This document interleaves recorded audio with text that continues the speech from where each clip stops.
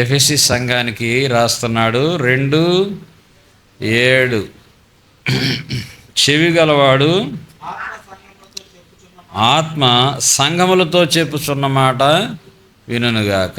జయించు వానికి దేవుని పరదైసులో ఉన్న జీవవృక్ష ఫలములు భుజింపనిస్తాను. జయించే వాళ్ళకి, అందరికి కాదు. టయానికి రావటమే జయించలేకపోతే ఇంక బోల్డ్ ఉండే జయించాల్సినవి. పరీక్షలు పెట్టాలి, పరీక్షల్లో పాస్ అవ్వాలి, యూనిట్ టెస్టులు ఉంటాయి, క్వార్టర్లీ, హాఫ్ ఇయర్లీ, యాన్యువర్లీ లాంటివి ఉంటాయి. ఇవన్నీ పాస్ అవ్వాలి. తరగతి వెంబటే తరగతి పాస్ అవ్వాలి. ఇవన్నీ ఉంటాయి. జయించు వానికి ఏమిస్తాడంట? మరి స్మరణలో ఉన్న సంఘానికి ఏం రాస్తున్నాడో చూడండి. 11వ వచనం, 2:11.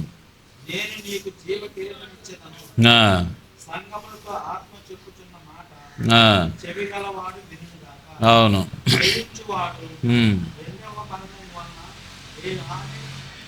చెందడు. ఇక్కడ ఏమంటున్నాడు? జయించాలి. జయించేవాడు నరకం వెళ్ళే పని లేదు. రెండవ మరణం అంటే ఏంటి? నరకం. దానివలన హాని ఉండదు. తర్వాత 3వ సంఘం పెరిగిమ, 17వ వచనం. జయించువానికి మరుగై ఉన్న మన్నాను భుజింపనిత్తును, మరియు అతనికి తెల్ల రాతినిత్తును, ఆ రాతి మీద చెక్కబడిన కొత్త పేరును. పొందిన వానికి కానీ అది మరి ఎవరికి తెలియదు. జయించువానికి ఇప్పుడు ఎన్ని? 3 రాసుకోండి. 4వ సంఘం తుయతైరా. ఇక్కడ జయించువానికి ఏమంటున్నాడంటే చూడండి,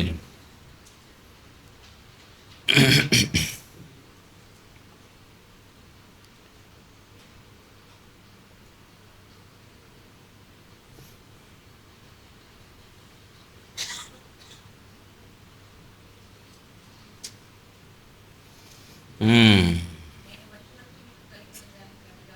27. నేను నా తండ్రి వలన అధికారం పొందినట్లు జయించుచు అంతం వరకు నా క్రియలు జరిగి జాగ్రత్తగా చేయడానికి జనుల మీద అధికారం. అతడు ఇనుప దండంతో వారిని ఏలును. జనుల మీద అధికారం. మరి అతనికి వేకు చుక్క. 5వ సంఘం సార్దీస్, 5వ వచనం, 3:5. జయించువాడు అలాగనే తెల్లని వస్త్రాలు అంటండి. ఇది ఒక అర్హత పరలోకం వెళ్ళాలంటే. తెల్లని వస్త్రములు ధరించుకును. జీవగ్రంథంలో నుండి అతని పేరు ఎంత మాత్రమో, జీవగ్రంథంలో అతని పేరు తీసేయటం జరగదు. చూసారా? ఇవి ఇంకా చూడు. 6వ సంఘం ఫిలదెల్ఫియా. 6వ సంఘం ఏంటి? ఫిలదెల్ఫియా. చూడు, ఫిలదెల్ఫియా సంఘానికి ఏం రాస్తున్నాయంటే 12వ వచనం. జయించు వానిని, స్తంభమే, పిల్లర్ అంట, చర్చి పిల్లర్. నువ్వు జయించకపోతే లేదు, మళ్ళీ జయించకపోతే చర్చి కూలగొట్టే టైప్ అయిపోతావు, సంఘాన్ని పాడు చేసే వ్యక్తి అయిపోతావు జయించకపోతే. చూసారా? ఇంకేమంటున్నాడు ఇక్కడ? జయించు అన్న దేవుని ఆలయంలో ఒక స్తంభముగా, అందులో నుండి ఇక మీదటి అన్నటికి వెలుపలికిపోడు. ఇంకెక్కడికి పోతాడు స్తంభం అయితే? జయించు వాళ్ళు అంత ఆశీర్వాదం ఉందండి. చిన్నయే జయించలేకపోడు. ఇంకేమంటాడు చూడండి. ఇంకేంటి? లవోదికీయ సంఘం. అబ్బా, దేవుని సింహాసనంలో కూర్చోవడం అని జయించువానికి ఉన్న బహుమానాలు ఇవన్నీ. ఇంతకు ఏం జయించలేకపోతున్నామో చూడు. ఫస్ట్ ఏంటంట? చర్చికి రావటమే, టయానికి రావటమే జయించలేకపోతున్నాం. మరి నేను ఎంత జోగొట్టినా ఏమో వెరీ గుడ్ అన్న చిన్నపిల్లలు అన్నట్టు. వెరీ గుడ్ అన్న ఏం లాభం? నేను వెరీ గుడ్ అంటే జయించకపోతే ఏమవుతుంది? అది కాబట్టి దేవుని సంబంధమైన సంగతులు ఎన్ని మేలులు ఉన్నాయి. ఉమ్, ఉమ్, జయించాలి అది. అది దీన్నే దైవభక్తి సాధకం అన్నారు. ఏమన్నారు దీన్ని? దైవభక్తి సాధకం అన్నారు. తిమోతి పత్రికలో చూడు, 1 తిమోతి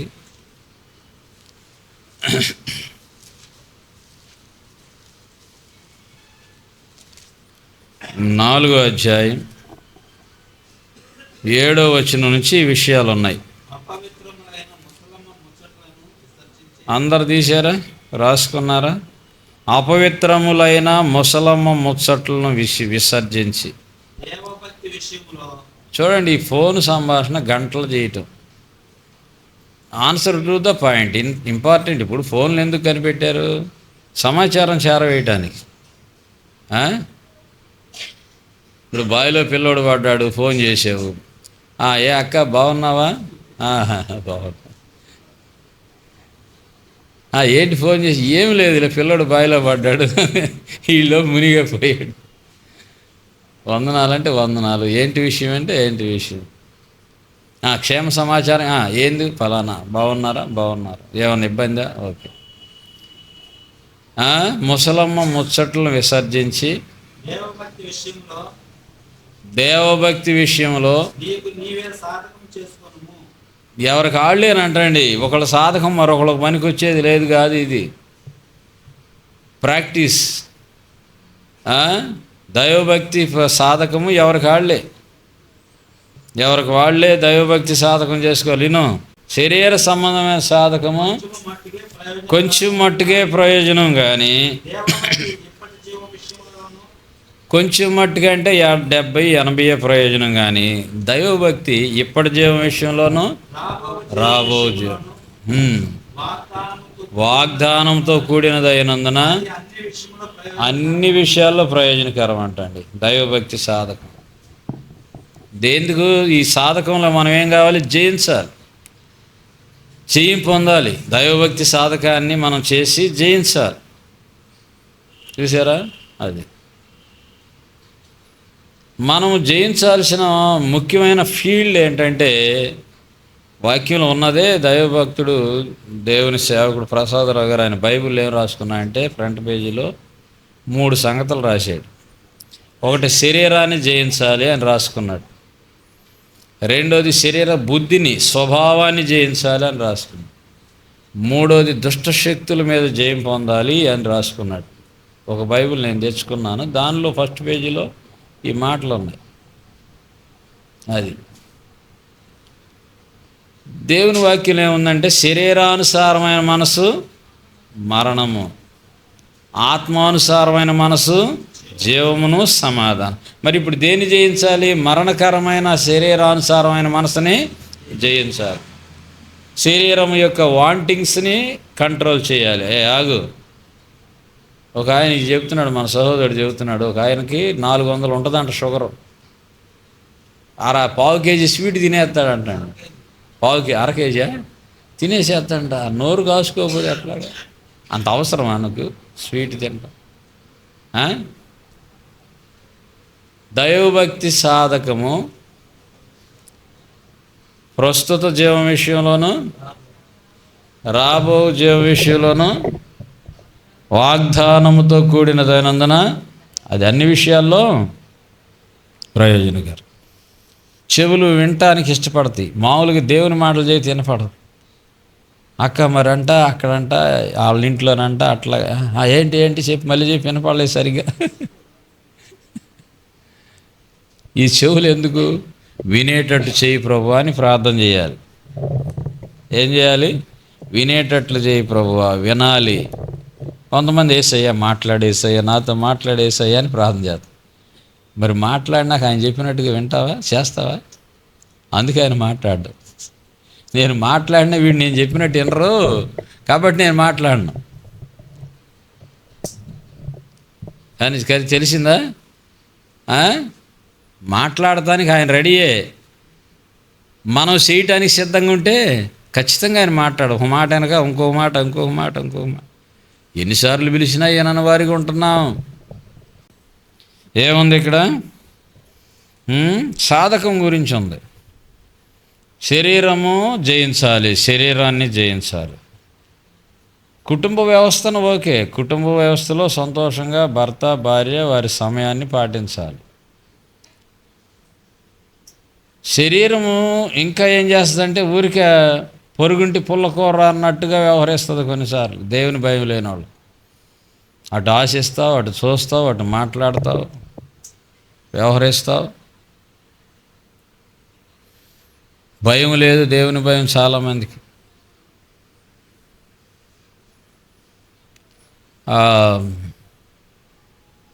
చాలా సరే, అవన్నీ మనకి అన్నెసరీ కానీ జరిగినాయి గతంలో. చూడు, ఇంకా చూస్తే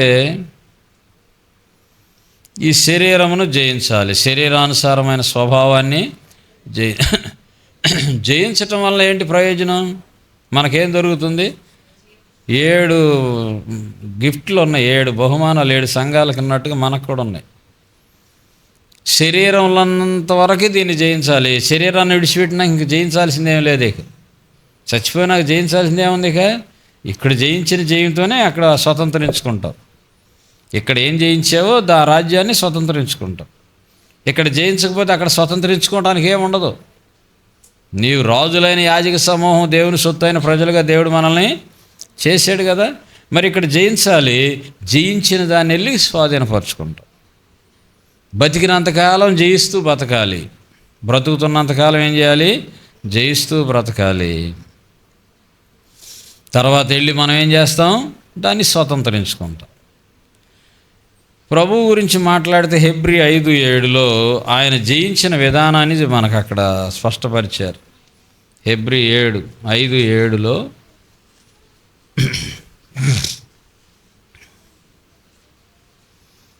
7వ వచనం, అది ఏ రోజుల్లోనంట ఆయన శరీరంలో ఉన్నాడు. ఎందుకు ఆయన శరీరంలోకి వచ్చాడు? ఆ హెబ్రీ పత్రిక ప్రకారం 2వ అధ్యాయం ప్రకారం ఆయన పిల్లలమైన మనము రక్తమాంసముల్లో పాలివారిగా ఉన్నాం కనుక ఆయన కూడా మనతో పాటు రక్తమాంసంలో పాలివాడిగా చేయబడ్డారు. అది మనం రక్తమాంసంలో పాలివారిగా ఉన్నాం. 14 వచనంలో ఉంటుంది, 2:14లో. ఆ పిల్లలు రక్తమాంసములలో పాలివారైనందున ఆ ప్రకారమే మరణం యొక్క బలము గలవాని అనగా అపవాదిని మరణం ద్వారా నశింపజేయుటకు జీవితకాలం అంతా మరణ భయం చేత దాస్యముకు లోబడిన వారిని విడిపించుటకు ఆయన కూడా అందుకు వచ్చాడు. లేకపోతే ఆయన రక్తమాంసాలు ధరించాల్సిన అవసరం లేదు. ఆయన నిత్యము పరిశుద్ధుడు పరిశుద్ధుడు పరిశుద్ధుడు అని ప్రతిగానములతో పరలోకంలో దేవుని దూతల చేత స్తుతించబడుతూ ఉండాల్సినటువంటి ప్రభువు ఎందుకు ఈ లోకానికి యేసయ్యగా మరి ఈ లోకానికి మరియమ్మ గర్భంలో వచ్చారు? ఇదే కారణం. హెబ్రీ 2:14 నుంచి మనం చదివితే అదే క్రిస్టమస్. అందుకు వచ్చారు. ఇంకేమందుకు వచ్చి ఇంకా చూడండి, జీవితకాలమంతా మరణ భయం చేత దాస్యముకు లోబడిన విడిపించుటకు వచ్చారు. ఆయన పిల్లల్ని విడిపించుటకు వచ్చారు. శరీరధారిగా అందుకు వచ్చారు. అది మనం ఆ శరీరధారిగా ఉన్న దినాల్లో మరి వచ్చి ఏం చేశాడు? మనకులాగా కాలు మీద కాలు వేసుకుని హాయిగా తిని నిద్రపోయాడంటే లేదు. ఆయన చేయాల్సిన పని ఏంటో ఆయన చేశారు. మహారోదనం అంట. ఒకటేంటి? మహారోదనం. ఏంటి? మనం జాగ్రత్తగా నోరు మెదపకుండా వింటున్నారు అందరూ డిగ్నిఫైడ్గా. అంతే మన ప్రార్థన. ఏది పెదాలు కదలు, పక్కన వాళ్ళకి వినపడితే ఏమన్నా ఫీల్. మళ్ళీ ఆడ పెద్ద తెర 70 mm తెర అని ఉండేది వెనకటి రోజుల్లో. అంత పెద్ద తెర ఉంటుందంట అక్కడ. నేను ఇక్కడ దాచుకున్నా అక్కడ అందరికి కనపడిద్ది. మహారోదనం అంట. యేసుప్రభు ఎలాంటి ప్రార్థన? రెండవది కన్నీటితో ప్రార్థన. ఆ పాపాత్మురాలు కన్నీరు గురించి చూసాం. ప్రభు కాళ్ళు తడిసిపోయినంత కన్నీరు. దావీదు భక్తుడు 6వ కీర్తన 6వ వచనంలో ఉపమానంగా మాట్లాడాడే అనుకుంటున్నా, నా పరుపు కన్నీటితో తేలియాడింది అంటాడు. ఏమండి, అంత దౌర్భాగ్యమైన పాపం నేనేం చేయలేదు, అందుకని నాకు కన్నీళ్ళు రావంటున్నావేమో. నరకానికి వెళ్లకుండా తప్పించబడటానికి జయించాలి. అయ్యో నేను ఇంత దౌర్భాగ్యుడను. పౌలు గారు ఏడ్చాడు, అయ్యో నేనెంత దౌర్భాగ్యుడను, ఇట్టి మరణమునకు లోనగు శరీరం నుంచి నన్ను ఎవరు విడిపించుతారు, తప్పిస్తారని పౌలు గారు ఏడ్చాడు. ఆయన హింసకుడు, హానికరుడు, దోషకుడు. 3 సంవత్సరాలు సుమారుగా అరేబియా ప్రాంతంలోకి వెళ్ళిపోయి, ఎందుకంటే ఆయన మనసు ఆయన మాట వింటల్లా, ఆయన మనసు యేసయ్య మాట వింటల్లా ఉంది. అది పౌలు గారికి వచ్చిన సమస్య. దాన్ని జయించాలి. ఇప్పుడు మంచి చేయాలనుకుంటున్నాడు, చేయలేకపోతుంది. చెడు చేయకూడదు అనుకుంటున్నాడు, చేస్తున్నాడు. దీని మీద జయం కోసం ఆయన పోరాటం. ఇప్పుడు ఈరోజు ముఖ్యాంశం ఏంటంటే అదే, శరీరము, శరీర స్వభావము, దుష్ట శక్తుల మీద జయము. ప్రభువు అనుసరించిన విధానం ఏంటంటే మహారోదన. వినాలి అందరూ. మహారోదన, కన్నీళ్ళు. ఆయన తన్ను మరణం నుండి రక్షించగలవానికి ప్రార్థనలు, యాచనలు. యాచన అంటే అడుక్కోవడం. డబ్బు రూపంలో ఇవ్వకూడదండి, ఎందుకంటే వాళ్ళు చేసే ప్రమాదం. ఒక ఆయన ఉపాధ్యాయుడు ఉండేవాడు, పంచిక బ్రాహ్మణోత్తముడు. అక్కడ నేను ఒక చోట పని చేసేటప్పుడు నాకు తెలుసు ఆయన డబ్బులు అడుగుతాడు, తర్వాత వేరే పని చేస్తాడు. దాన్ని తప్పించాలని నా తపన. అక్కడ కౌంట్ ఆయనకి కొద్ది డబ్బులు ఇచ్చి, ఈయనకి ఏం కావాలో అది పెట్టు, ఉదయం స్కూల్కి వెళ్ళే టైం, డబ్బులు ఇవాకి ఈ డబ్బులు తీసుకో, ఆయనకి టిఫిన్ కానీ ఏదైనా పెట్టు అని బండి వేసుకుని బర్రని వెళ్ళిపోయాను. నాకు టైం అవుతుంది. తర్వాత అడిగాను, ఏమయ్యా పేష గారు ఏం తిన్నాడు అన్న. ఏం తినేదాకా ఏడండి, మీరు అటు తెలంగాణ లాక్కుని వెళ్ళిపోయాడు అన్నాడు. ఏం లాక్కుని? తాగేసేస్తాడనమాట. జీతం ట్రెజరీ కాడికి భార్య వచ్చి కూర్చునేది. యాచన ఇది ఒక పెద్ద ఇన్కమ్ సోర్స్ అయింది పట్టణాల్లో. కాబట్టి తినటానికి ఇవ్వండి, బట్టలు కానీ ఏదైనా ధరించుకోవడానికి ఇవ్వండి. ఒక ఆయనకి గిఫ్ట్ ఇవ్వాలని లేకపోతే అవసరత అనిపిస్తే అతనికి ఇస్తే సెకండ్ ఫ్యామిలీకి వెళ్ళిపోతుంది. డబ్బు రూపంలో ఇస్తే లాభం లేదు, పైసా కూడా ఇవ్వనని చెప్పా. బుద్ధి లేదు. ఇద్దరు పిల్లలు, డబ్బులు అడుగుతారు. ఆయన ఒక పెద్ద గజిటెడ్. మళ్ళీ చెప్పుకుంటే నాకు కూడా సిగ్గుగా ఉంది. డబ్బులు అడిగితే ఏం చేస్తాడు, ఇటు డైవర్ట్ చేస్తున్నాడు. కాబట్టి యాచన ఇది వేరే, తీసేస్తారు. అది కాదు. ఇప్పుడు వాళ్ళు అడిగిన విధానం ఎట్టండి, అమ్మా, అయ్యా, ఆకలి. ప్రభు ప్రార్థనలో ఈ విధానం చూడండి. ఏంటంటే కన్నీళ్లతోనూ మహారోదన, యాచన. ఎప్పుడన్నా మన ప్రార్థన విధానంలో ఈ అంశాలు వచ్చినాయా? ఇలాంటి విధానంగా ప్రార్థన ఎప్పుడన్నా జరిగిందా? జయించటానికి ఈ విధమైన, ప్రభువా, ఈ శరీరాన్ని ఓడిపోతున్నాను, శరీరానుసారం మనస్సులో ఓడిపోతున్నాను, నా బుద్ధిని సరి చేసుకోలేకపోతున్నాను, దుష్టశక్తుల మీద జయం పొందలేకపోతున్నాను అనేటువంటి ప్రార్థన ఎవరికి వాళ్ళే, నీ మట్టుకు నీవే అని చదివాం కదా తిమోతిలో. ఎవరికి వాళ్ళే ఈ సాధకం చేసుకోవాలి. ఈ సాధకం ఎవరు చేసుకోవాలి? ఎవరికి వాళ్ళే. ఆడవాళ్ళు, మగవాళ్ళు, పిల్లలు, యవనస్తులు తప్పకుండా ఈ సాధకం చేయాలి. లేకపోతే మనము జయించలేము. మనకే జయం లేనప్పుడు మనం మరొకళ్ళకి జయం ఎట్లా ఇస్తాం? నీ ఇంట్లోనే నువ్వు భార్య అయితే నీ భర్తకు, నీ బిడ్డలకు జయం ఇవ్వగలవా? నీకు నాకే జయం లేకపోతే ఓడిపోయి నలిగిపోతున్న వారిని చూసి అయ్యో అయ్యో అని ఏడుస్తూ కూర్చోవలసిన వారిగా ఉంటాం. జయించాలి.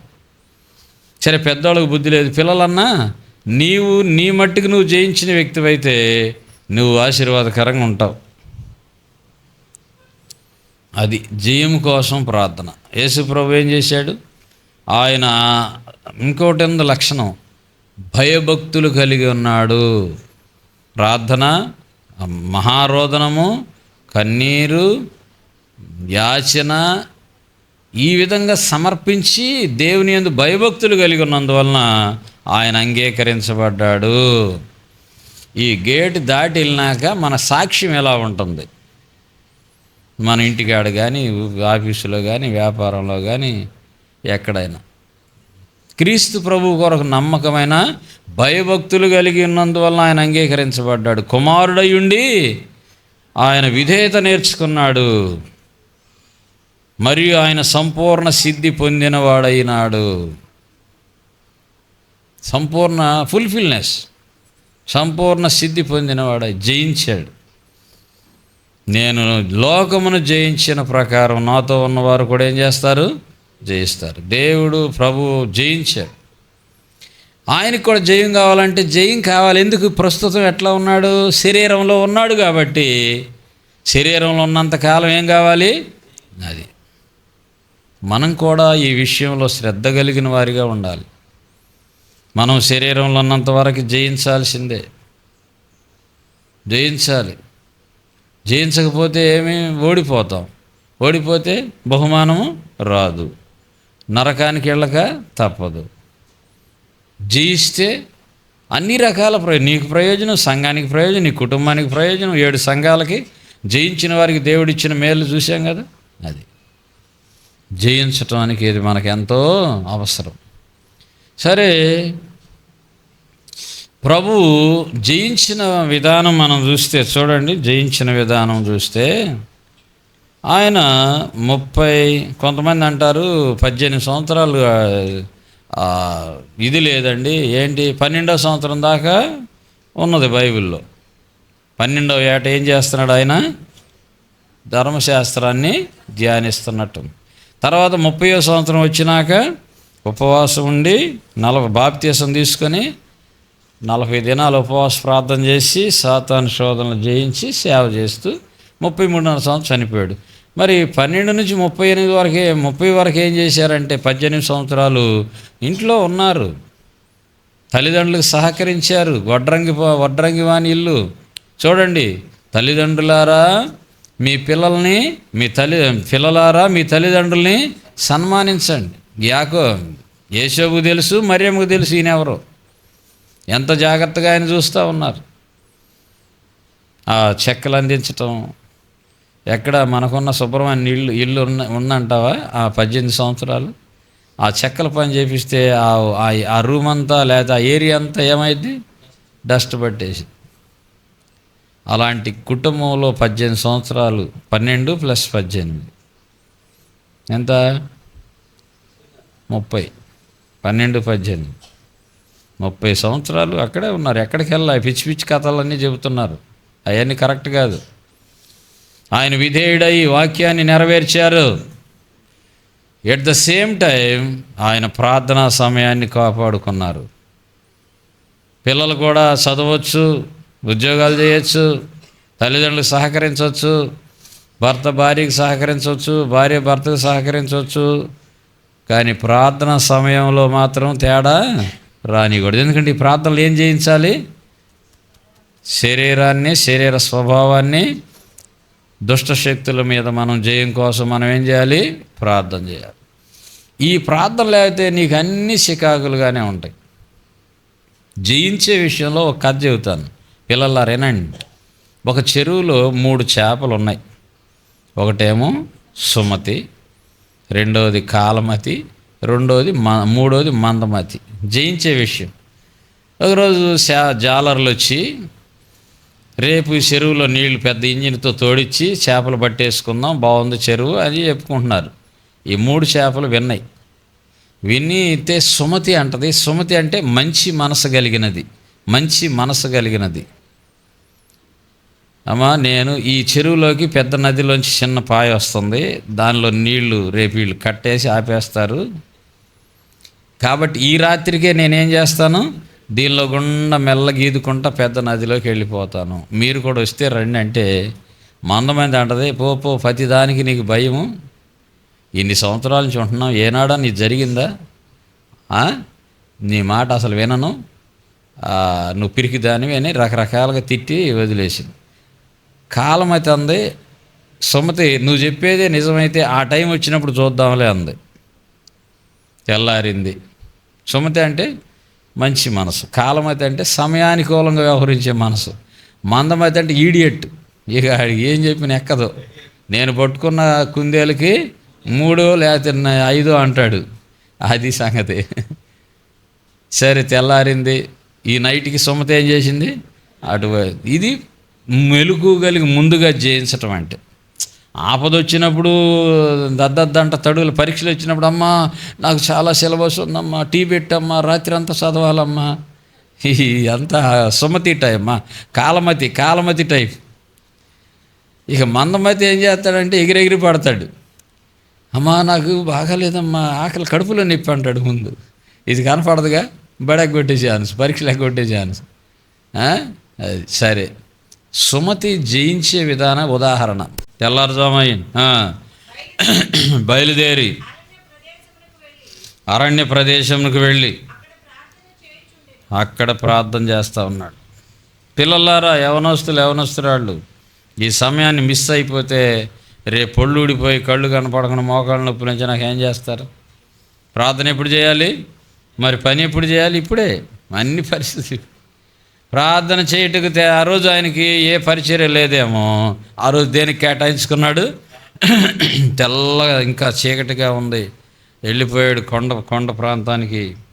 ఏకాంతమైన ప్రార్థన చేయటానికి సమయాన్ని చూసుకుంటున్నామా? చేయకపోతే జయం పొందలేము. ఇదే మనకు శత్రువైద్యురే. జయించాలి. 6:46-47 మార్క్స్ వార్త. 6:46-47 మార్క్స్ వార్త.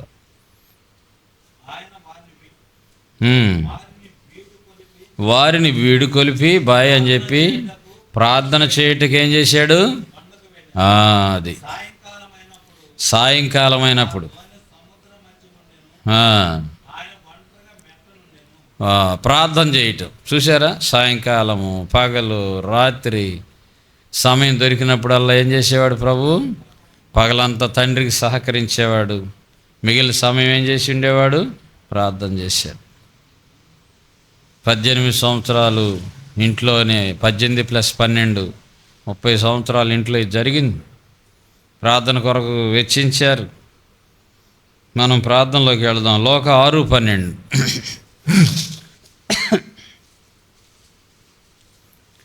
లోక 6:12. ఆ దినముల యందు చేయుటకు కొండకు వెళ్ళి దేవుని ప్రార్థించుటయందు రాత్రి గడిపేశాడండి. చూశారా? రాత్రి అంతా ప్రార్థన. ఏమిటి ప్రార్థనలో ప్రధానమైన అంశం అంటే శరీరమును, స్వభావమును, దుష్టశక్తులను జయించు. ఆటోమేటిక్గా దేవుని ఆత్మ మనల్ని ఆవరించేస్తాడు అంతే. ఇది ఎంత ఖాళీ చేసుకుంటాం అది అంత నిండిద్ది. ఇప్పుడు వాటర్ బాటిల్లో వాటర్ ఖాళీ చేసావు, నువ్వు చెప్పకుండానే గాలి వచ్చి చేరుతుంది. బలహీనం పాపిష్టి వాళ్ళమైన మనం ఎంత పరిశుద్ధతలో ఎదుగుతామో అంత అభిషేకం మన మీదకి వస్తుంది. అంతేగాని ఈ కొన్నిసార్లు ఆత్మ అభిషేకం కూడికలని పెడతారు. నీలో ఉన్న మురికి అట్లాగే పెట్టుకొని ఎక్కడి నుంచి వచ్చింది ఆత్మ? ఏ దిక్కు నుంచి వచ్చింది? ఆయన పరిశుద్ధుడై ఉన్న ప్రకారము మీరును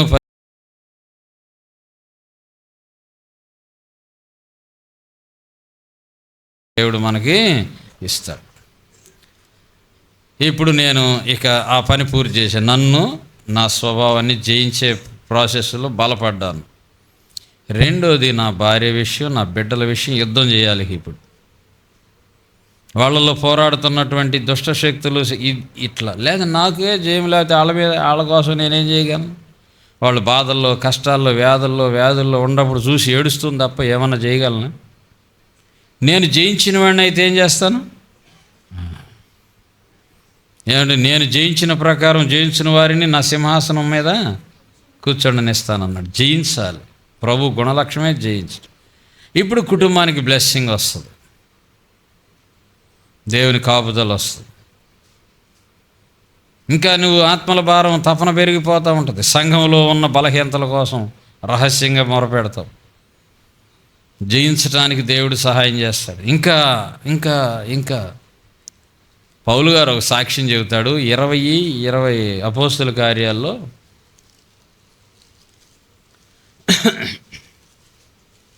20వ అధ్యాయంలో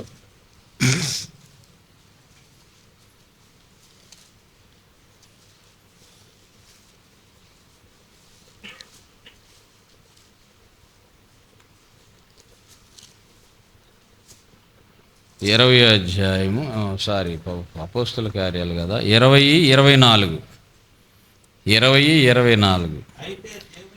ఈయన హింసకుడు, హానికరుడు, దోషకుడు, ఇలాంటి సాక్ష్యము ఇలాంటి వాడయ్యుండి, సన్హెడ్రిన్ సభలో సభ్యుడయ్యుండి, ధనవంతుడయ్యుండి, సదవరయ్యుండి ఏం చేశాడు? వీటన్నిటిని పక్కన పెట్టి ముందు తనలోని తన స్వభావాన్ని జయించాడు. మనం రోమపత్రికలో చూసినట్టు. ఇప్పుడు క్రీస్తు యేసునందున్న వారికి ఏ శిక్ష విధి జయించినాక ఇక ఆయనకు 2 విషయాలు గురిగా పెట్టుకున్నాడు. ఒకటి కృపాస్వార్త, రెండోది సాక్ష్యం. 24వ వచనంలో ఈ 2 చూస్తాం. దేవుని కృపాస్వార్త, రెండోది ఏంటి? సాక్ష్యమిచ్చుటయందు నా పరుగును, నేను ప్రభువైన యేసు వలన పొందిన పరిచర్యను ముగించాలి. అప్పుడు జయించకుండా, నీ చుట్టూ నా చుట్టూ జయం రాకుండా, నా పని అసలు ఏంటో తెలియకుండా నేను ఎట్లా ముగిస్తాను? నేను ఏమంటున్నాడు? ప్రాణము కూడా, నా ప్రాణము నాకు ఎంత మాత్రం ప్రియమైనదిగా ఎంచటలేదు అంటున్నాడు. ఎందుకంటే ఈ లోకంలో నువ్వెంతైనా కష్టపడు, 70 అధిక బలం ఉంటే తర్వాత నేను అవి తీసుకెళ్ళలేము. ఈ 2 అందుకనే 2 రైలు పట్టాల లాంటిదిగా మనం ఉండాలి. లేదా బండి దాని మీద నడవదు. సమతూకాన్ని పాటించాలి ఆత్మీయ జీవితానికి. ఈ లోకంలోంచి వెళ్ళిపోమని, తీసుకెళ్ళమని ప్రభు ప్రార్థన చేయలా. దుష్టు నుంచి వీరిని కాపాడమని ప్రార్థన చేశాడు యోహాను సువార్తలో. యేసు ప్రభు ప్రార్థన చేస్తా తన శిష్యుల కోసం, వాళ్ళ ద్వారా స్వార్థ విన్న వారి కోసం ఏం చేశాడంటే, వీరిని దుష్టుడి నుంచి కాపాడు, వీళ్ళని తీసుకెళ్ళిపోమని నేను చేయట్లేదు అంటాడు. కాబట్టి పౌలు గారు ఏమంటున్నాడు? నా ప్రాణమును నాకెంత మాత్రం ప్రియమైనదిగా నేను ఎంచుకోవటం లేదు. నాకు 2 పనులు అప్పగిచ్చాడు దేవుడు. ఒకటి కృపాస్వార్త, రెండోది సాక్ష్యం. ఇంకా ఆసియా ఖండంలో అన్ని చోట్ల తిరిగి అనేక సంఘాలు కట్టాడు. ఈ ప్రయత్నంలో తన ప్రాణాన్ని కూడా లెక్క చేయలేదు. ఎక్కడుంటే అక్కడ ప్రాణాలు కాపాడబడ్డాయి. సముద్రంలో ఓడ పగిలిపోయింది ఒకసారి. ఈయన లేకపోతే మొత్తం 400 మంది సముద్రం పాలయ్యేవాళ్ళు. 14 రోజులు అన్నపానాలు లేకుండా ఉన్నారు. ప్రార్థన చేస్తున్నాడు పౌలు గారు. చివరిలో జరిగిద్ది అపోస్తుల కార్యాలు. దేవుడు మాట్లాడతాడు, నీతో ఉన్న వారందరూ నీకు అప్పగించాను, వాళ్ళ తల వెంట్రుకలు ఒకటి కూడా. అప్పటికే గోధుమలు అన్నీ ఓడలోంచి కింద వేసేసారు.